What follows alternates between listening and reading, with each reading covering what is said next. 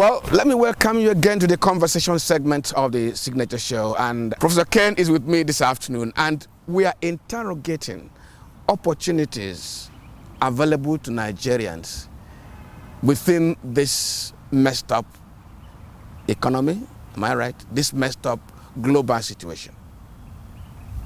Prof, you are welcome to the conversation. Thank you very much for inviting me.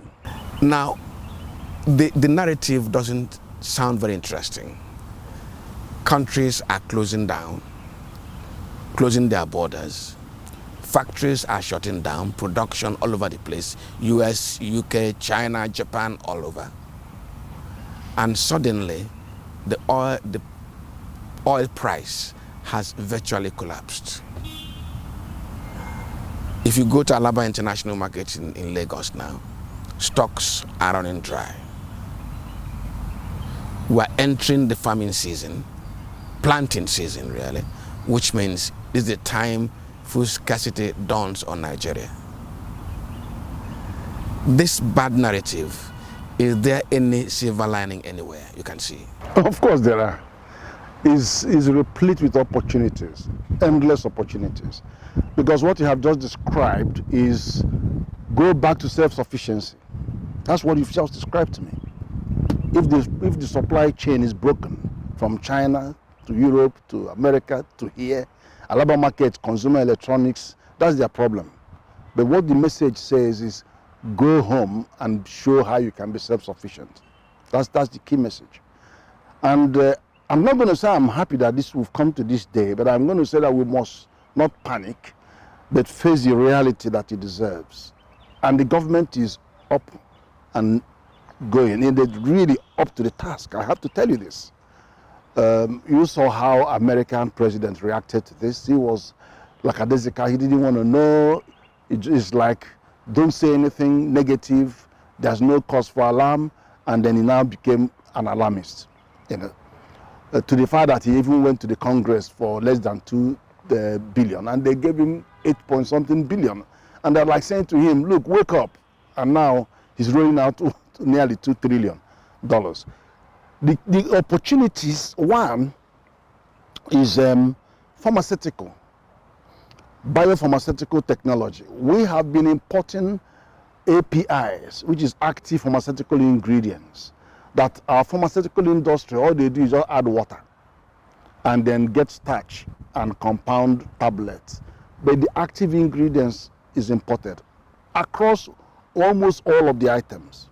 Now they have an opportunity. They have even produced, the institute, pharmaceuticals, they produced their own, what's it called? They have hand sanitizers and all kind of things. Even vaccines are also being produced. There are lots of stuff. There's an opportunity now for us to put money in that sector.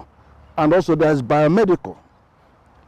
You notice that some of the treatments are now going down more to do with herbal related substances. And we have them in abundance. Many of the flora, and they're here. We're in tropical, so there's no vegetation that we don't have. We have swamp forest, we have tropical forest, we have Guinea savanna, Sudan savanna, and Sahel savanna. We got them all across the tropics. And I have to tell you too that according to FAO of the United Nations, Nigeria is one of 5 countries in the world that produce more food than they require. As in the ratio of about 1 to 2, we produce about twice more food than we actually require, even though we're over 200 million.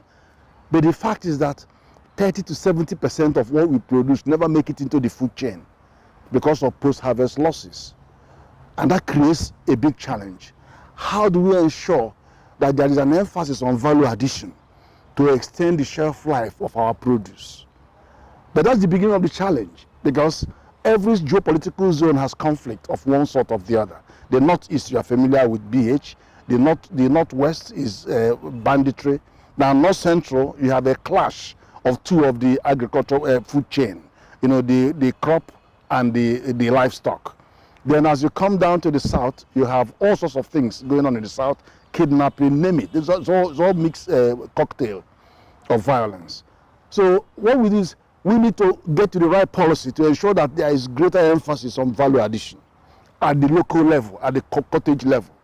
The third challenge we face is that there's a huge export of our primary produce, protected by ECOWAS Treaty on free movement, but injurious in the sense that at harvest, you get grains like soya beans at 50,000 naira per ton, metric ton, but 3 months later, they are back at 150,000 naira per metric ton, 300% increase in price over 3 months.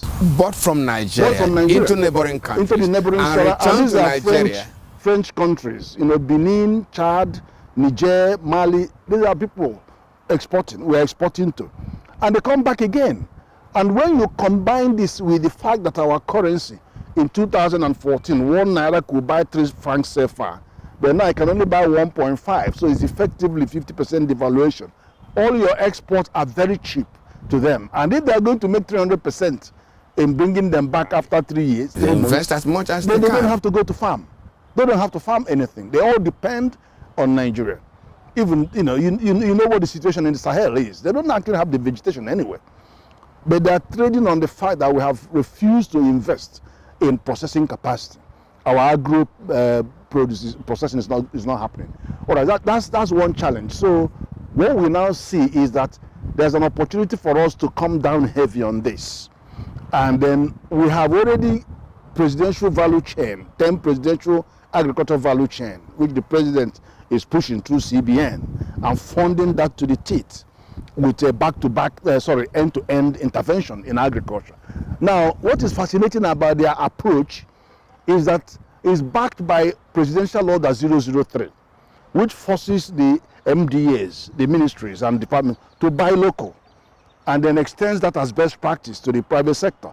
Buy local, support local production by buying made in Nigeria and grown in Nigeria. So they're coming together, very pronounced in the area of cotton and garment, because all the uniformed officers are now having to face the fact that they might not get foreign exchange to import those uniforms.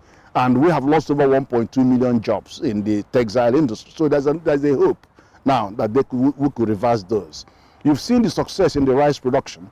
But what is remarkable about the program called Anchor Borrowers Program is that it reaches the subsistence farmers.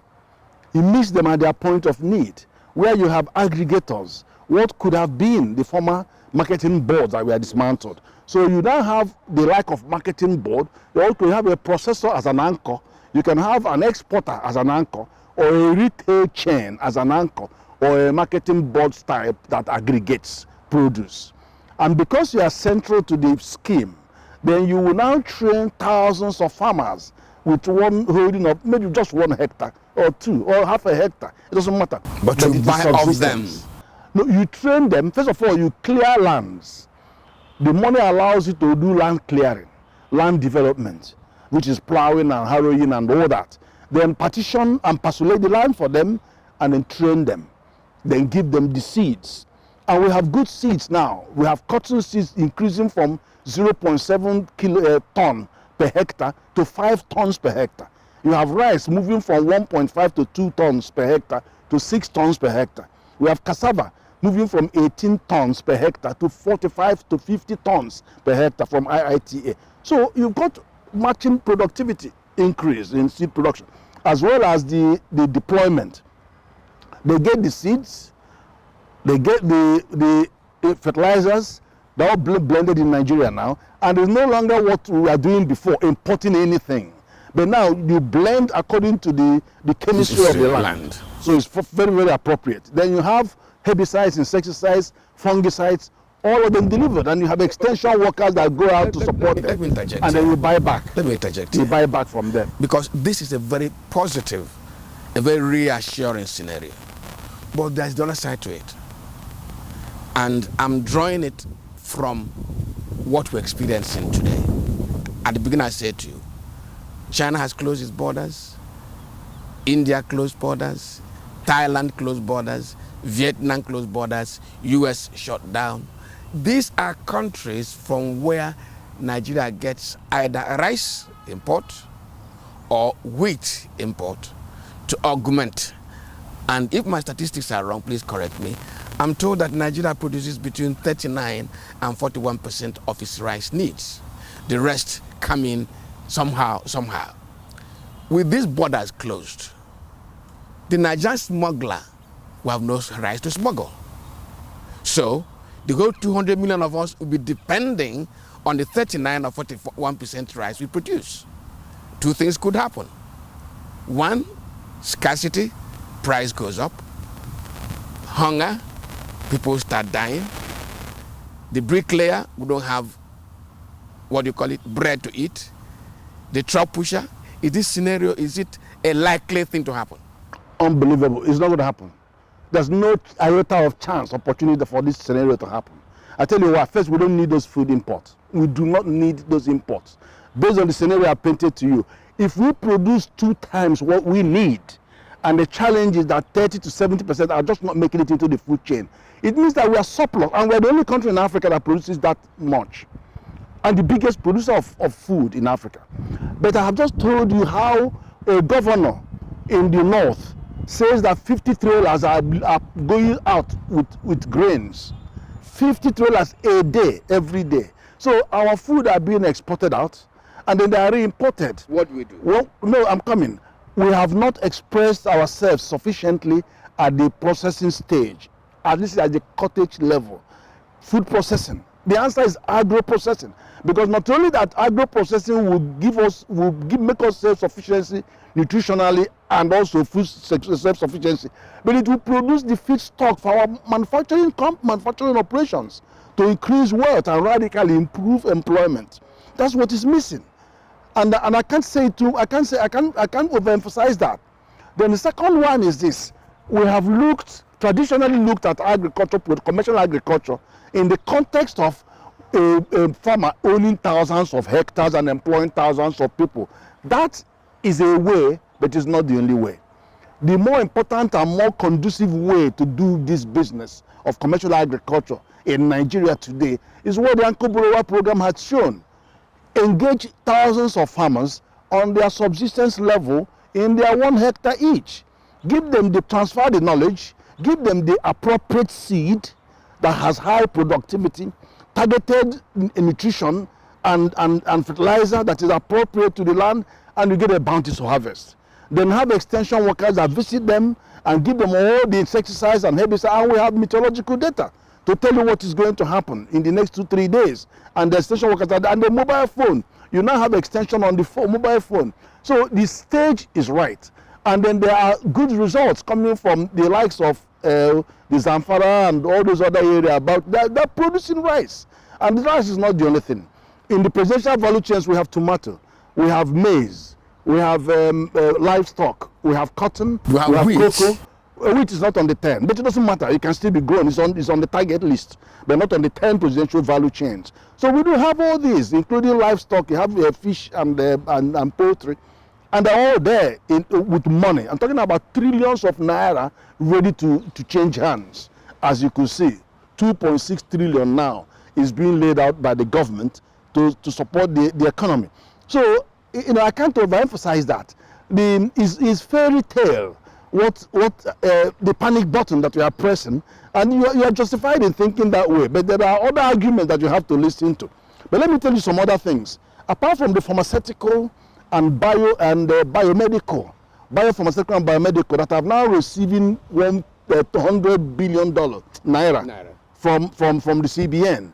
Now that is going to reverse the excessively import dependent drugs and all that, because we've been importing them with reckless abandon. Now we have opportunity to invest in our own local technologies and biomedical technologies and the things that we are producing. But apart from that, we have more investments available to reach out to other rural sector businesses. Our 1 trillion naira is also available. But the most important one really is how they have looked at infrastructure. We had a meeting last Wednesday, not this Wednesday, last week, in the CBN governor's office with all the captains of industry in Nigeria and the big players in the MDAs. The private sector rose and said enough is enough. We have enough of these challenges and stories about misalignment in every infrastructure sector. We want to take the bull by the horn. And they decided that they're setting up a big company called InfraCo. That is Infrastructure Company, PLC. Their target is $100 billion. They are beginning with $3 billion. The government will give $2 billion as a sovereign guarantee. With the guarantee, and it's a rolling guarantee. With the guarantee, they can roll and multiply. So that is so crafted that government is still part of it, but a minority, about 10-20%. But then every other big player is holding, buying into it. The banks are putting in $400 million, and the initial startup from them will be $1 billion from the thing. So we've got an opportunity for them to grow, and with this bridge established, then investors will come. The type of investor that will come with pension funds. There are over $40 trillion of sovereign investment funds that are there looking for where to be invested. Now, when they see this governance and they see structure and see process, they'll come in, and then the bridge established by our own funding, they will come in. And then this whole thing about power, say that dams and this, they're going to start with 20 priority lists of projects from the government. And it's not about taking money and giving to MDAs to no. It's now they're going to own these projects, and they're going to rework these projects to make sure that they're bankable, and then bring in private sector in PPPs and put the money where the mouth is. Prof, that's another and area. It's not theoretical. You've seen what happened in Nikon Hilton. Yes. How that is it not working? Is that not the marketplace for Abuja? They have to have. See, let me tell you one thing. Foreign investors are very clever, you know. They don't want to throw money into a short-term political expediency of 4-year term. 1 year they are thinking about what to do. 2 years they are already going out to play. No, they want to put their money in a steady structure, that has longevity, where banks are involved, and in a structure like PLC, they know it's going to be there for a long time, and they can see the guarantee government is putting it. Then they will start putting their money. And they know they will not pick project and spend money on it unless that project is viable. And there was not going to be, they did this PPP that is where somebody was roped out. No. They will look with their eyes open at what contract they are going to. I mean, these are private sector led. Private sector will not sign a woolly contract. PPP contract with another private sector. I hope also that Nigerians in signing some of these contracts in the private sector will also protect our own interests. Prof, there is an area of concern again to us. The oil price has collapsed. That, in simple language, that the money available to the Nigerian nation to spend has reduced considerably. Correct. That also means that the capacity of the Nigerian Central Bank to keep defending the Naira is also weakened. Correct. Two things therefore, Prof. One, is there any opportunity for Nigeria in the oil industry arising from the collapsed price of oil in international market? The central bank last week said that about 50 NMPs, my dear, 50 Nigerian tanks were roaming the high seas looking for buyers. That's a shame. Is there any opportunity for Nigeria in the short term? There are opportunities. For a start, we have licensed 75 private refineries, and I haven't seen any of them that has taken off for more than 4 years now, 5 years. Even from the time of Obasanjo, 20 were licensed. The thing is, whilst they have been licensed, there are reasons why they have not been able to. They couldn't access capital. They're talking about price. There's lots of things that are on their way. But at the same time, we have artisanal refiners that we are burning and chasing. But then we need to revisit that. Because if they are, as evidence has suggested, if they are refining crude, and those crude are being supplied to oil marketers at a huge discount, and the oil marketers are also claiming a subsidy on those, then we have to look at that. Because what happens is that, similar to Zamfara, where they are mining golds and all that, and is now becoming a major conflict area and banditry, bring them under regulation. When you bring them under regulation, bring the artisanal miners under regulation, now they can operate with a quality framework that is supervised. You can build capacity. You know who they are. You know where they are. You start getting tax from them, excise tax. You start giving them support. The law sees them. And then the law begins to look after the community that are affected by their operation. And then you scale up their operation by giving them technical assistance and capacity support. They go and apply for equipment. And then they get good equipment to modify the technology and then integrate them into the scheme so that we can increase the quantum of our local processing of our crude. Is anybody listening? Is anybody listening? Right. We know the challenges about having people that invested billions of dollars on tank farms that are worried about what's going to happen. We know the challenges around subsidy. You don't subsidize consumption. It doesn't make economic sense. You subsidize production so that you can keep the job. When you subsidize consumption, you are paying for somebody's job abroad where you are carrying the crude for. All right. But be it as it may, we will unwind in that, it will take a bit of time. But the thing is, we need to capture the interest of those who have invested so much on tank farms and reconcile those with the interest of those who have been given licenses to refine and see how they work together.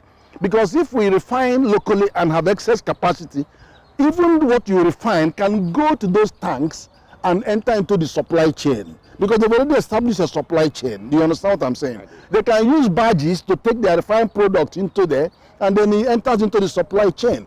And then also, so not only are those tank capacities being used for domestic distribution, but they can also use for domestic re-export of refined products. So you're going to get them in. If you don't get them in, you know the consequence, they will never allow the government refineries to work. They will continue to make sure the government refineries don't work. You know, we had the same problem in Nitel. If they didn't kill Nitel, yes, then the other ones will not have taken off. Well, do we need to kill? We don't need to kill. We don't need to. But you need to factor, because this is a political economy, you need to factor the interests that can disrupt you. Factor them in, and then make sure that they're all part of the solution, not part of the problem. So that's that bit. But of course, there are other areas like downstream, petroleum downstream, the gas refining, the further petrochemical, and there are lots of other urea. All of those are byproducts coming from the methylene, ethylene for polymerization and plastic. We're exporting some of our ethylene. A lot of it have been exported, but we could do more by other people getting involved. Okay, Prof, just the last question. There is the argument that this is an opportunity for the Nigerian government to deregulate the oil industry outright. Do you think so? No, you have to stage these things. You know, you don't have too many balls in the air at the same time. The ideal position is to have a completely deregulated economy. But you have to manage that process. It's just like central bank. People are saying, why should they have 3-4 different parallel rates? It has to manage that process. It's now down to 2, official and unofficial, and then it's gradually going to move closer. It takes a bit of time because we don't have fair competition in our country. You know, I'll give you just one example of market failure, where you have just everybody said the market will give the credit, and the market is not giving the credit. Agriculture is not getting any credit because the market doesn't believe in it. The banks don't believe in agriculture as a viable business, so they don't want to lend to it. So market has failed there. And the market has also failed to SMEs. SMEs are 90% of our business, the number of businesses. They are about 92% of the employment, number of jobs produced in the country. They account for 48% of the GDP. But yet, they don't have up to 20% of the capital that they need. I mean, you look at what the bank, the proportion of the money the bank lends out that they go to the SME is less than 5%. So in that case, the market has failed. So the CBN will have to intervene by directing, using intervention fund to go to agriculture, to go to SMEs, because they know that the market is not. So when you say complete deregulation, you have to build the capacity to manage that process.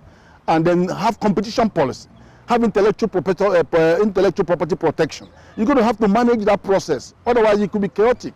And then you have oligopolies and monopolies, take control of everybody. Well, in the past 20 minutes, I've been talking to who knows it, Professor Kenife. We began by asking whether there is any silver lining in the current economic challenge that really came up because of the coronavirus challenge around the world, economy shutting down, stocks shutting down in some of the importing nations. Agriculture, he says, could be the key, but it has to be properly managed. He even says it's being well managed in Nigeria. Some of us could say, Prof, I do not know how very true that is, in the sense that the farmer in the village is still as poor as he used to be. Prof, does that make a meaning? Well, I like your argument, but I don't agree with some of them. No, you don't. because I've seen where it works. I've seen people who are lying under the bridge in Lagos now gone back to Bauchi State, and are millionaires just from 1 hectare of rice. And we've seen that. The evidence is there.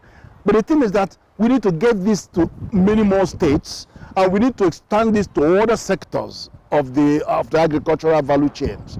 That's the message. But the potential that it holds is just unbelievable. Take fish. We consume 2.7 million metric tons of fish.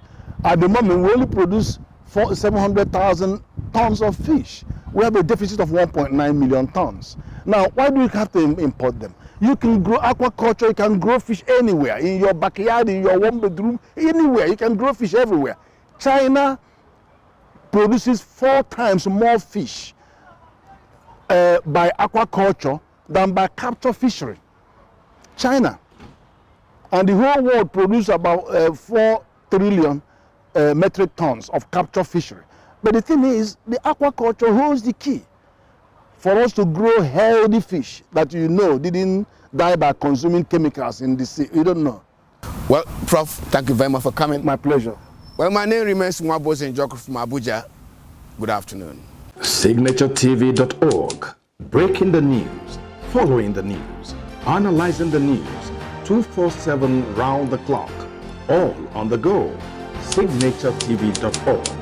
News in your pocket.